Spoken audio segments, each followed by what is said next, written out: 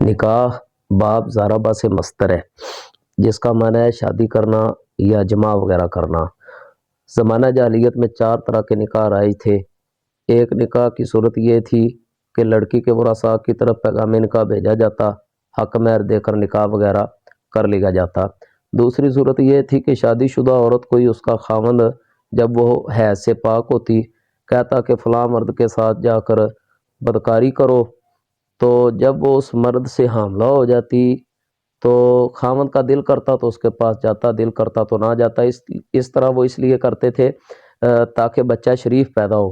تیسری صورت یہ تھی کہ 10 آدمیوں سے کم کی جماعت ایک ہی عورت کے ساتھ بیک وقت بدکاری کرتے۔ عورت جب بچہ جنتی تو 10 آدمیوں کو ہی بلاتی اور جس کو کہہ دیتی کہ اے فلاں یہ تیرا بیٹا ہے، تو اس کے اندر مجال نہیں ہوتی تھی کہ وہ اس سے